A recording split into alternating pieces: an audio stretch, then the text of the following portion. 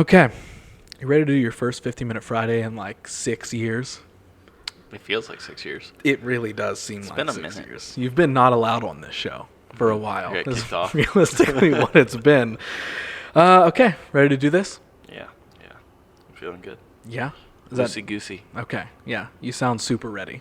I'm ready. All right, you ready? Okay, perfect. Hello, everybody. Welcome to the What You Don't Hear podcast. It's Friday. You know what that means. This is a 50-minute Friday where myself and a returning guest sit down one more time, but this time we talk about a specific topic or subject, all with the goal of sending you into your weekend or your upcoming week with some positive, actionable, or thought-provoking advice and opinion. And we've got some fun stories today on this episode of a 50-minute Friday. And you heard us chatting about it before I gave that wonderful intro. He's back. He's out of podcast jail. It's been a couple of years since he was allowed on the show.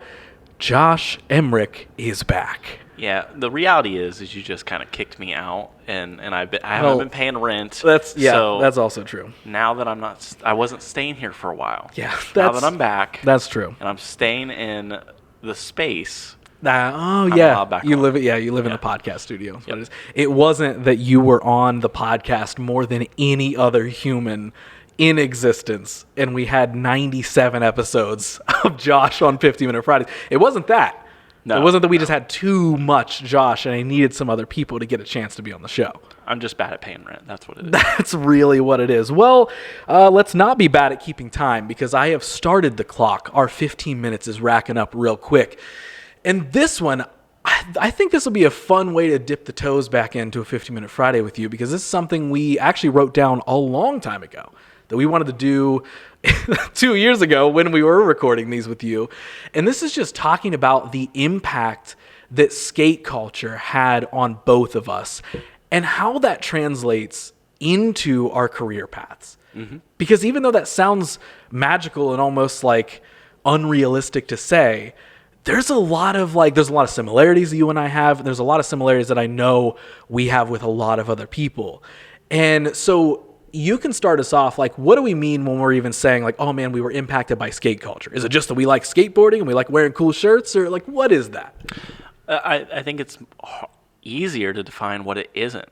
You know, the reality is, like, as a skateboarder, as someone who loved skateboarding, who actually skated, who consumed content, who was inspired by that content, it basically is my identity. Still to this day, as someone who doesn't skate that often, I might get on a couple times a year, it really makes you look at the world differently. Mm-hmm.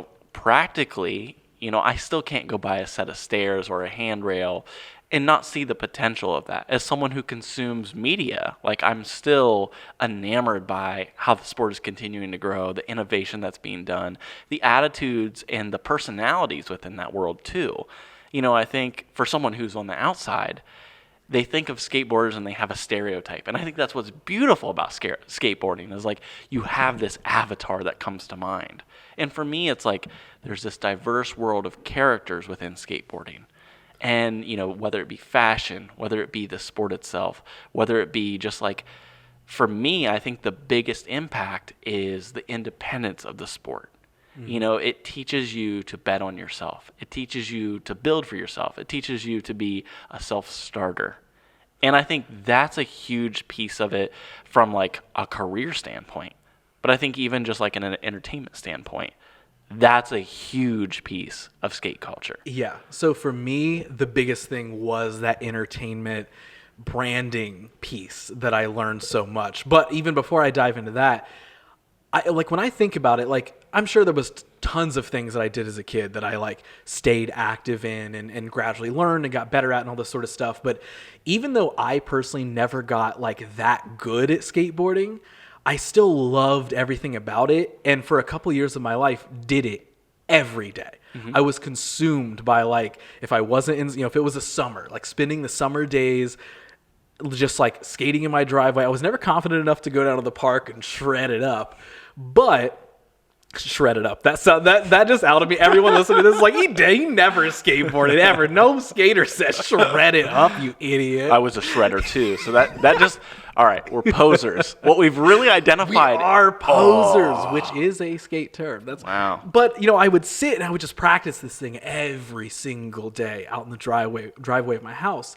And, like, I'm sure I learned this in other ways and practice it in other ways, but I think for me, that discipline was one of the big first lessons that I learned from something like skateboarding.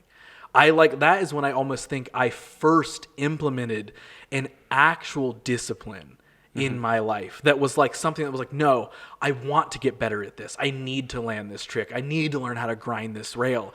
And not just kind of like instantly being like, oh, I fell. I don't want to do this again. It was like, no, oh man, the sun's down now and it's too dark to skate in my driveway. I can't wait till the sun comes up tomorrow. Well, you know what's funny about skateboarding, even beyond the culture piece, and this is something I'm putting together literally right in the moment, is like attaching this to the mindset thing that you say all the time is be, do, have. What's really interesting about skateboarding for me is that you literally have to step into a new identity. Like what is being a poser in the skateboarding community? It's basically imposter syndrome. Yeah. Yeah. Is there not that reality of like one day you're a skateboarder and one day you aren't? Like there's the day that you put on the skate tee, the Vans, and you go to school and you embrace this new identity. Mm-hmm. That is such a real thing with skateboarding. Yeah. That like the first time you go to the park, you're like, do I have the self-worth? Do I have the confidence? Are people going to see through me? Like there's all of that. And the community is really like, it's an interesting dynamic to navigate. But I think like what's really interesting about it is that once you're in it, you feel so welcomed and you feel like I can't not live with this. Like I have to have this. Yep. And it becomes a part of that identity. I think, in both of our careers, there are things that we've picked up on it that have shaped our careers. We both start from that drawing background, and I can remember like trying to mimic all the logos and the labels and thinking about the brands that I loved. And then you get introduced, like for me, Bam and Rob Dyrdeck, Yep. those two play such a pivotal role today and in my past, but I think Bam is probably the bigger influencer for me than anything else. Obviously, MTV was cool, CKY stuff was cool, but the thing that I gravitated towards was not just that he was this skateboarder, but he was a personality, and like not just his personality, but his friend group. Yep. And I fell in love with the storytelling. Like watching these videos, not only did I feel inspired to go skate or make skits or become a filmmaker, but I felt like I knew them. Like I felt like if I had bumped into them, I could have a conversation with them and they would know. And for me, that was the power that was first introduced through video that I started to uncover is like, they're really doing something special here. And I don't know what it's going to be for me, but I want this. Yeah.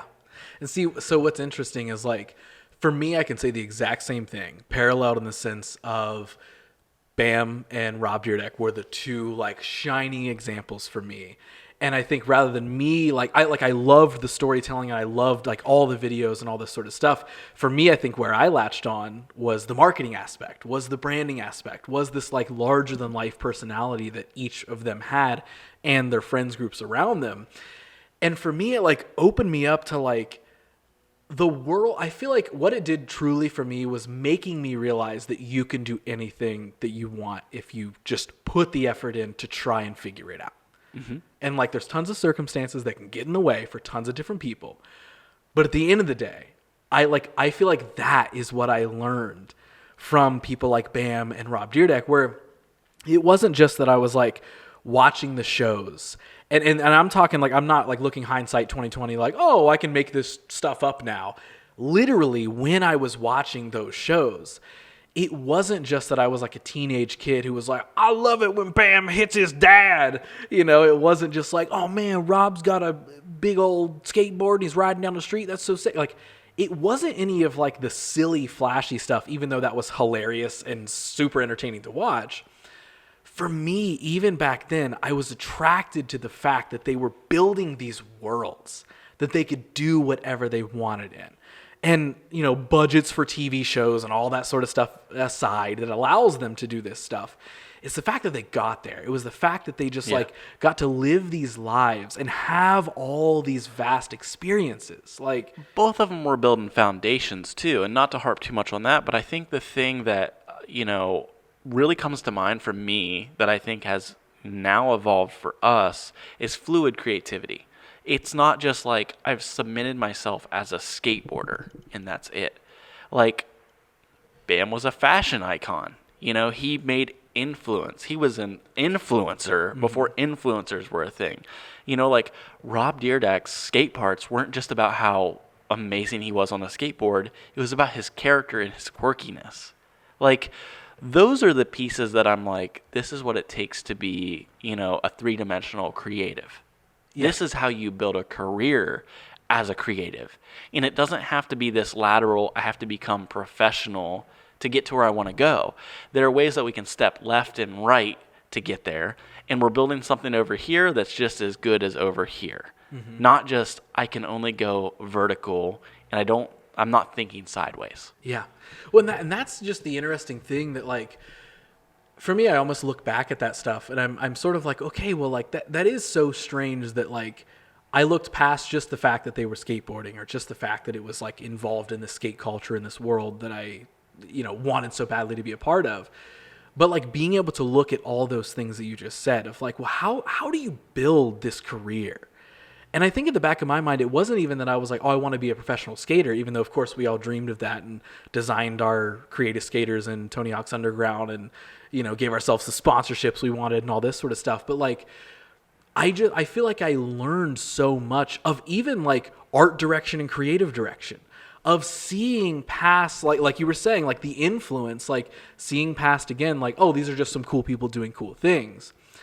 But looking into, like, well, okay, how do they dress? And how do they portray themselves? And what's their character really like? And what are the other characters that are involved with them? And what are the adventures they're going on? And how are they telling those stories? And it sounds silly to sit and say that teenage me was noticing all these things. But I mean, I did. That's the whole reason I was like, yeah, let's make this a topic for a 15-minute Friday, is like that. And I'm sure there's plenty of other stuff around. You know, I've talked ad nauseum about pro wrestling and how that showed me this vast world of storytelling and marketing and branding. So that's maybe my biggest example. But the skate culture is up there with it, because that is so much of what it unlocked for me.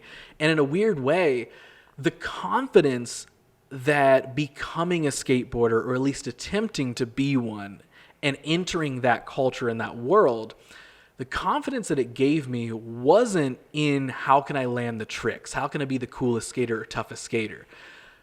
In a weird roundabout way, the confidence that it gave me was that anything I want to do is possible. Mm-hmm. That, I feel like, is what I ultimately took away from skate culture, even if some of those things weren't things that I was clearly identifying at the time. I probably was more so looking at it as like, this is really cool. I love how they brand and market themselves, even though I don't know what those words mean at that point in time. And yes, I want to have a life where I can build these awesome adventures with my friends and do these fun things. But I think that's so much of what those shows gave to me. It wasn't just stuff to laugh at, or it wasn't just stuff to follow along with and be like, oh, that was a cool trick that person did down that set of 10 stairs or whatever.